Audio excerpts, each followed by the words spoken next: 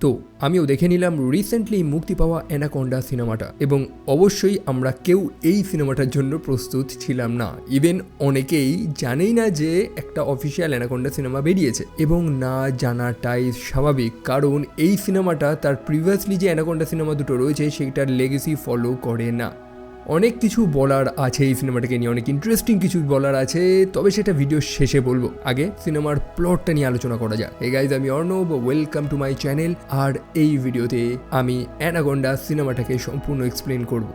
গল্পের শুরুতে আমরা অ্যানা নামক একটা মেয়েকে দেখতে পাই। সে এবং তার পার্টনার বা তার বয়ফ্রেন্ড বা তার ভাই যেই হোক, তারা অ্যামাজনের জঙ্গলে রয়েছে ব্রাজিলে। অ্যানা সম্ভবত কারোর থেকে লুকিয়ে রয়েছে। আমরা দেখতে পারি বন্দুকধারী কিছু গুন্ডা সেই অ্যানাকে খুঁজছে এবং তাদেরই চোখে ধুলো দিয়ে অ্যানা সেখান থেকে পালানোর চেষ্টা করছে। তবে সেই জঙ্গলে এই মানুষগুলো একা ছিল না। সেই বন্দুকধারী মানুষগুলোর উপরে একটা বৃহৎ আকারের সাপ আক্রমণ করে, এবং অবভিয়াসলি সেটা হচ্ছে অ্যানাকোন্ডা।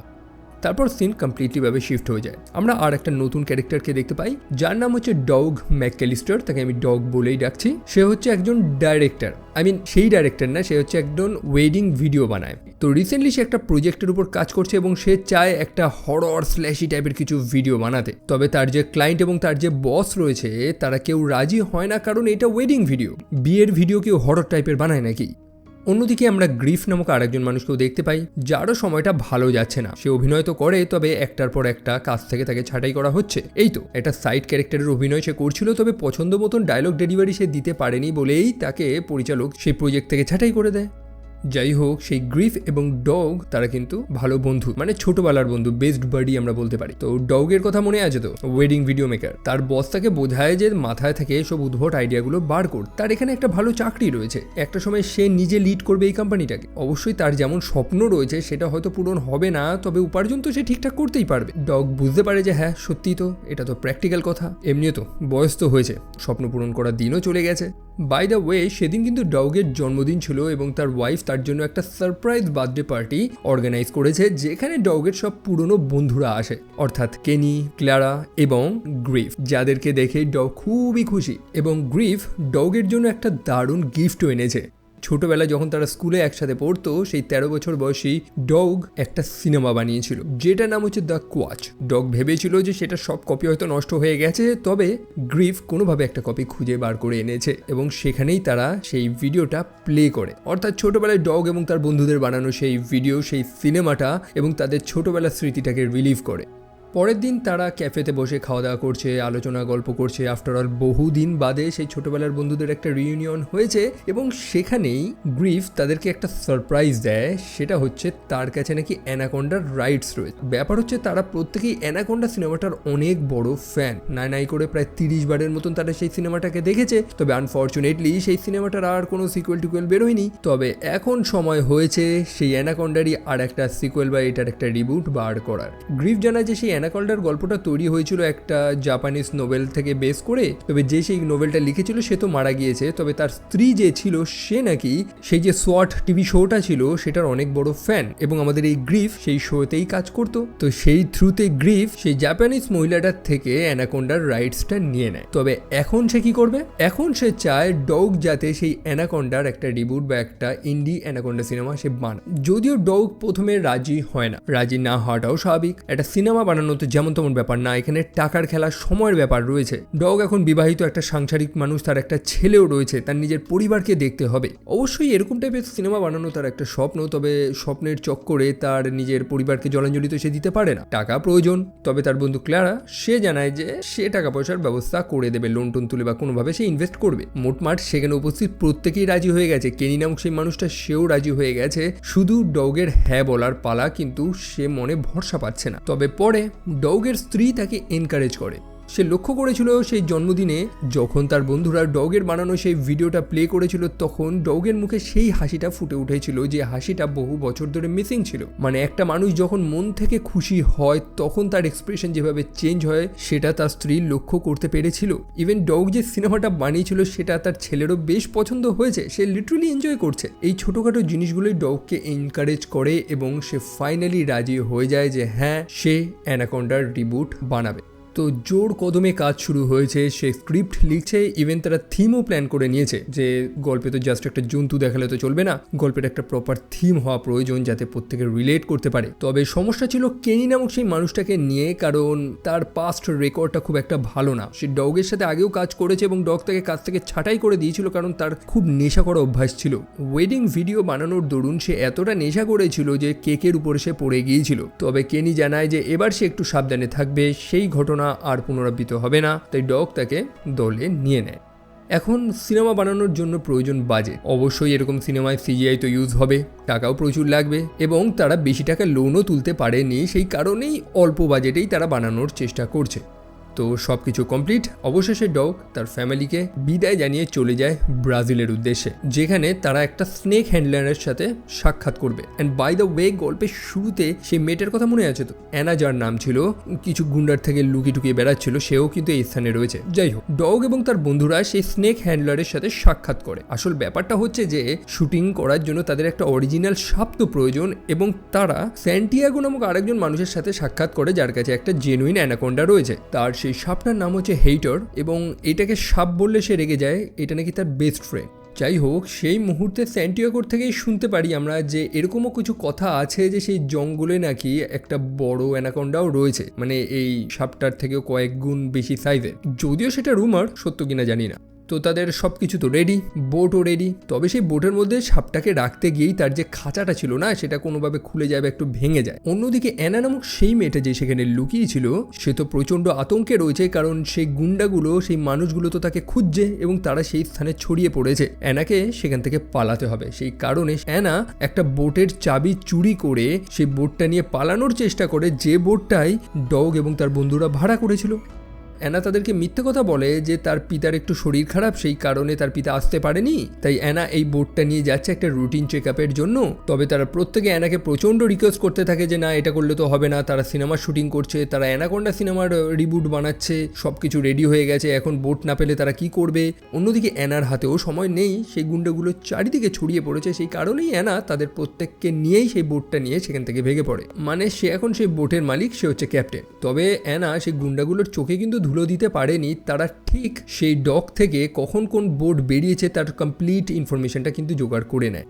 অন্যদিকে ডগ তার শুটিং শুরু করে দিয়েছে। তাদের গল্প খুবই সিম্পল। ক্ল্যারি হচ্ছে সেই মেয়েটা যার পরিবারকে একটা অ্যানাকোন্ডা হত্যা করে ফেলেছে, সেই কারণে বদলা নেওয়ার জন্য সে একটা স্নেক এক্সপার্টকে ভাড়া করেছে, যেটা হচ্ছে গ্রিফ, এবং তাদের এই জার্নিতেই তাদের মধ্যে ভালোবাসা হবে, যেমন স্টোরিতে আমরা দেখতে পারি। তো রাতের বেলা বসে তারা বিভিন্ন প্ল্যান করছে, সিনেমায় কেমন টাইপের সিন দেওয়া হবে। ক্লারা সেখানে লড়াই করতে করতে একটা হেডবাট ইউজ করবে। ইভেন স্যান্টিয়াগো সেও আইডিয়া দিতে থাকে যে কেমন টাইপের সিন করলে আরও দেখতে ভালো লাগবে। অন্যদিকে সেই মানুষগুলোর মাঝে বসে অ্যানা সেই টর্চারগুলো সহ্য করছে, মানে বেচারি এক ঝামেলা থেকে পালিয়ে আর এক ঝামেলার মাঝে ফেসে গিয়েছে। তো সেই রাতের বেলা প্রত্যেকে তো ঘুমাচ্ছে, তবে সেই বাক্সে বা খাঁচায় যেখানে সাপটাকে বন্দি করে রাখা হয়েছিল সেটা তো ভেঙে গিয়েছিল না, খুলে গেছিল, এবং সেই সাপটা সেখান থেকে বাইরে বেরিয়ে যায় এবং সে বেরিয়ে সরাসরি গ্রিফের রুমে চলে যায় এবং গ্রিফ চোখ খুলেই সেই ভয়ঙ্কর সাপটাকে নিজের চোখের সামনে দেখে। এখন যাই হোক, সাপটার সাইজটাও বড় এবং সেটা অ্যানাকোন্ডা, ভয় লাগাটাই স্বাভাবিক। তবে স্যান্টিয়াগো সেই সাপটাকে আবার ধরে টরে খাঁচায় বন্দি করে দিয়েছে, সে জানায় যে সবকিছু আন্ডার কন্ট্রোল। তবে গ্রিফের মধ্যে তো সেই ভয়টা রয়েছে, এবং পরের দিনই অ্যানাকোন্ডার সাথে তার একটা শুট রয়েছে, মানে তাদের সিনেমার সিন যেখানে সে অ্যানাকোন্ডার মুখোমুখি হবে, এবং এই সিনটা শুট করতে গিয়েই তার ফেটে যাচ্ছে। তো সেখানেই ঘটে একটা দুর্ঘটনা। গ্রিফ এতটা ভয় পেয়ে রয়েছে যে সে সেই সাপটাকে আর বেশিক্ষণ ধরে থাকতে পারছে না। অন্যদিকে ডগ সেও তো শুট করে যাচ্ছে, একদমই থামছে না। সেই কারণেই গ্রিফ ভয়তে সেই সাপটাকে তার পাশ থেকে সরাতে গিয়ে নিচে জলে ফেলে দেয়, এবং সেই বোটের যে প্রপলারগুলো রয়েছে না, সেই ব্লেডে সাপটা বাড়ি খেয়ে একদম টুকরো টুকরো হয়ে যায়। আর কি, স্যান্টিয়াগোর হৃদয় ভেঙে গেছে, কারণ গ্রিফ তার বেস্ট ফ্রেন্ডকে হত্যা করে ফেলেছে। সে গ্রিফের সাথে আর একটাও কথা বলতে চায় না। অন্যদিকে সিনেমার শ্যুটও কিভাবে হবে সেটাও তারা জানে না। সেদিন রাতের বেলা স্যান্টিয়াগো তার সাপটার ফিউনারাল করে। অন্যদিকে সেই গুন্ডাগুলো যারা নজর রাখছিল তারা দূর থেকে সেটা দেখছিল, একটা মানুষ দূরবীন দিয়ে সেটা দেখছিল, এবং তার উপরেই কিন্তু একটা বৃহৎ আকারে অ্যানাকোন্ডা আক্রমণ করে। যাই হোক, রাতের বেলা গ্রিফ স্যান্টিয়াগোর কাছে চলে যায় তাদের ঝামেলাটাকে সেটেল করার জন্য। সে তাকে সরি টরি বলে, কারণ স্যান্টিয়াগোর বেস্ট ফ্রেন্ড মারা গিয়েছে, এবং অবশেষে স্যান্টিয়াগো তাকে ক্ষমা করে দেয়। সেখানে তাদের গল্প টল্প হয়, গ্রিফ তার গল্পগুলো শোনায় যে সে কোন কোন শোতে অভিনয় করেছে ইত্যাদি, এবং সেখানেই তাদের দুজনের বেশ ভালো বন্ধুত্ব হয়ে যায়। তারা দুজনেই নেশা করেছিল, এবং নেশার ঠেলায় স্যান্টিয়াগো তাকে জানায় যে সে তাদের জন্য আর একটা নতুন সাপ জোগাড় করে দেবে, তাদের চিন্তা নেই, কিন্তু গ্রিফকে তার সাথে যেতে হবে। কোথায় যেতে হবে?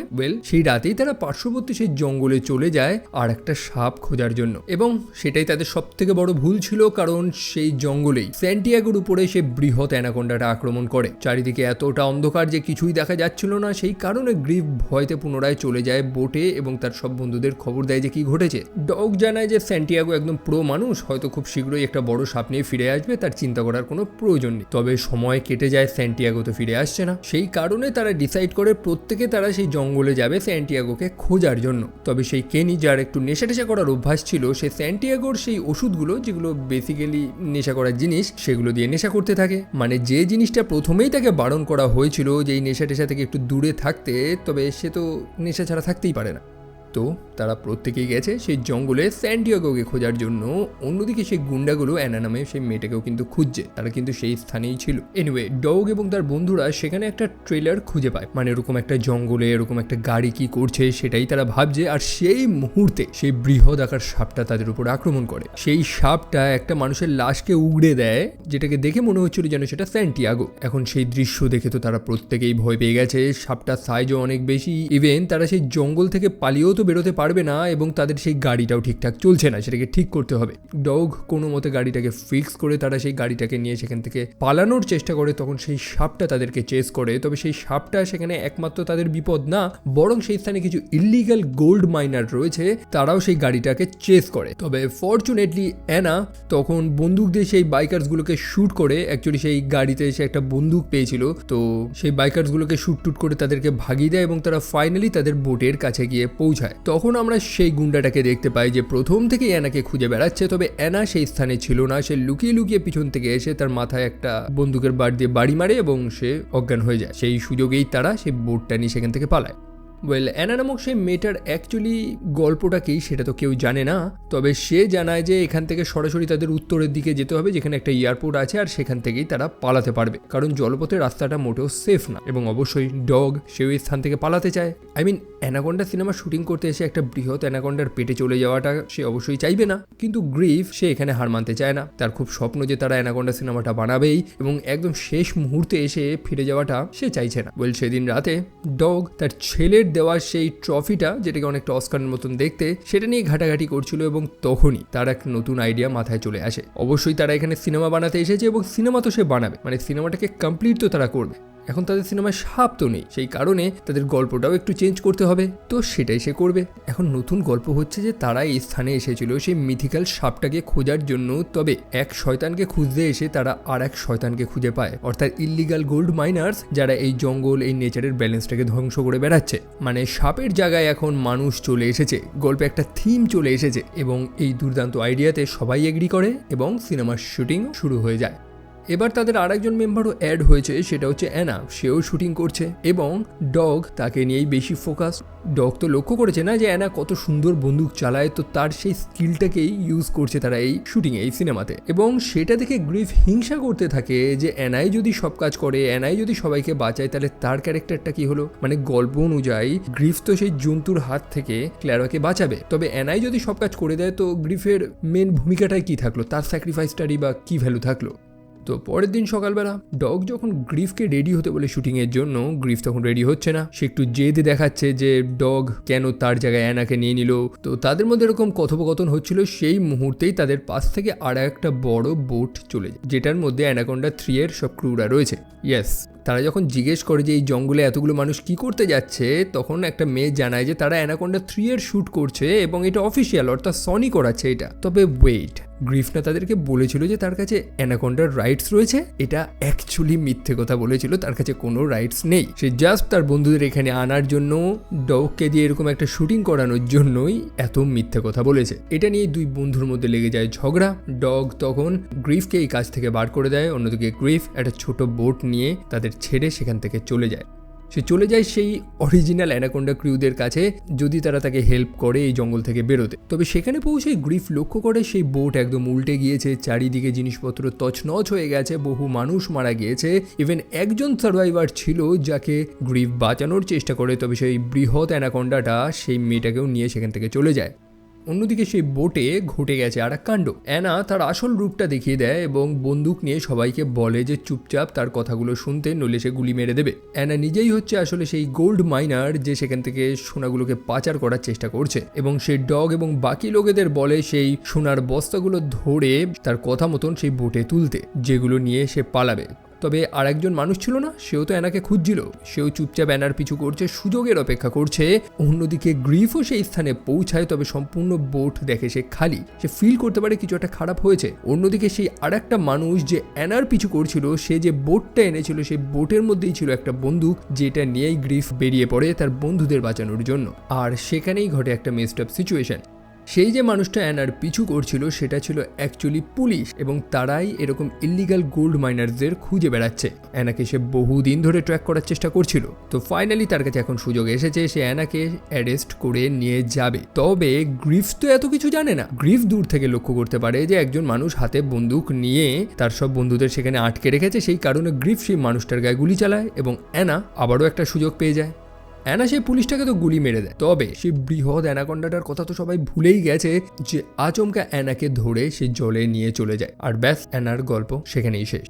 তো বাকি লোকেরা সেখান থেকে দৌড়াচ্ছে সেই বোট পর্যন্ত, তাদেরকে যেতে হবে। তবে সেই জঙ্গলেও ঘটে গেছে আর এক কাণ্ড। একটা বিষাক্ত মাকড়সার ডগের পায়ে কামড় মেরেছে, আর যেহেতু পায়ে কামড় মেরেছে ধীরে ধীরে পাটাও তার অবশ হয়ে যাচ্ছে, সে চলতে পারছে না, সেই বিষটাও ছড়াচ্ছে। তো এটার থেকে বাঁচার একটাই উপায় যে তার পায়ে হিসু করতে হবে। এখন কে করবে সেটা নিয়েই হচ্ছে ব্যাপার, কারণ ডগের পায়ে নিয়ে গ্রিফেরও পেটটা খালি এবং ক্ল্যারেই সে অবশ্যই করতে পারবে না। তো বাকি থাকে সেখানে কেনি, যার হচ্ছে একটা সমস্যা যে ভরা পাবলিকে হিসু করতে পারে না, মানে পাশাপাশি মানুষ থাকলে সে করতে পারে না। তবে এই মুহূর্তে তার সমস্যাটাকে দূর করতে হবে, তার ভেতরের ভয়কে হারিয়ে জয় লাভ করতে হবে। প্রত্যেকে তাকে এনকারেজ করে এবং অনেক তপস্যা করার পর ফাইনালি কেনি সেই কাজটা করে। এবং এই সিনটা সিনেমার one of the most hilarious moment ছিল, বিকজ কেনির এই সিনটা এবং তার ব্যাকগ্রাউন্ড মিউজিক যেন তারা বিশ্ব জয় করে ফেলেছে। মানে এই অনেকটা সার্ভাইভাল সিনেমার এন্ডিংটা যেমন হয় যে একটা ক্যারেক্টার অনেক স্ট্রাগল করার পর ফাইনালি যখন সে সার্ভাইভ করে নেয়, তখন যে ফিলিংটা আসে, তখন যেমন মিউজিকটা হয়, ঠিক তেমন মিউজিক তেমন একটা ফিল দিয়েছে সেখানে। তবে এত কিছু করে লাভটা কি হলো? এই তো জঙ্গলে চলতে চলতে ডগ গ্রিফের কাছে ক্ষমা চায় যে সে তার সাথে একটু খারাপ আচরণ করেছে সেই বোটে, তার সাথে এরকম করাটা উচিত হয়নি। তো তার মনের কথাগুলো সে শেয়ার করছিল, সেই মুহূর্তেই অ্যানাকোন্ডা এসে ডগকে তুলে নিয়ে চলে যায়। গ্রিফ নিজেকে দোষী মনে করছে যে তার কারণে এটা হয়েছে, তার কারণেই সব বন্ধুরা, সে, ডগ এবং প্রত্যেকে এখানে এসেছিল। বাট এখন এগুলো ভেবে কি লাভ আছে? ইভেন ক্ল্যারো তাকে সেই কথাটাই তো জানায় যে এখানে তারা প্রত্যেকে নিজেদের ইচ্ছায় এসেছে, তারা মনের খুশিতে এসেছে। গ্রিফ যাতে নিজের উপর দোষ না দেয়। তবে এখন ব্যাপার হচ্ছে তারা এই জঙ্গল থেকে বেরোবে কি করে? রাস্তা খুঁজে খুঁজে তাদেরকে বেরোতে হবে, এবং যাত্রা পথেই তারা ডগের ঠান্ডার দেহটা সেখানে পড়ে থাকতে দেখে, যেটাকে অবশ্যই অ্যানাকোন্ডাটা গিলে উগড়ে ফেলেছে। কেনি তার বডিটা চেক করে দেখে যে সে মারা গিয়েছে। তবে এখন ব্যাপার হচ্ছে যে তারা এখান থেকে বেরোবে কি করে? সেই কারণে তারা ডিসাইড করে যে ডগের মৃতদেহটাকেই স্যাক্রিফাইস করবে, মানে সেটাকে টোপ বানিয়ে অ্যানাকোন্ডাকে ডিস্ট্র্যাক্ট করে তারা অন্য রাস্তা দিয়ে পালাবে। তারা ডগের মাথায় আর একটা শুয়োর বেঁধে রেখেছে যাতে অ্যানাকোন্ডার সেটাকে গিলতে সমস্যা হয়, মানে অ্যানাকোন্ডা যাতে ম্যাক্সিমাম টাইম ব্যস্ত থাকে। ইভেন কেনি ডগের মুখের মধ্যে একটা মরা কাঠবিড়ালিও ঢুকিয়ে দিয়েছে, কারণ সাপরা নাকি কাঠবিড়ালি পছন্দ করে। তো ফাইনালি তারা কেনিকে একটা জায়গায় বসিয়ে রেখে দূর থেকে নজর রাখছে যে কখন অ্যানাকোন্ডাটা আসবে এবং সেটাকে খাবে, সেই সুযোগে তারা পালাবে। তবে তারা লক্ষ্য করে যে ডগ মারা যায়নি, সে জাস্ট আনকনসিয়াস ছিল। আর তখনই তারা কেনিকে গালাগালি করতে থাকে, কারণ কেনি তো কনফার্ম করেছিল যে ডগ নাকি মারা গিয়েছে। ডগের তো হুশ এসেছে, সে বুঝে উঠতে পারছে না তার মুখে মরা কাঠবিড়ালিকে গুজলো এবং তার মাথায় একটা শুয়োর বাঁধা রয়েছে। সেই মুহূর্তেই পিছন থেকে অ্যানাকোন্ডাটা আসতে থাকে এবং তার বন্ধুরা তাকে সাবধান করতে থাকে সেখান থেকে পালাতে, কারণ পিছনে অ্যানাকোন্ডা আসছে।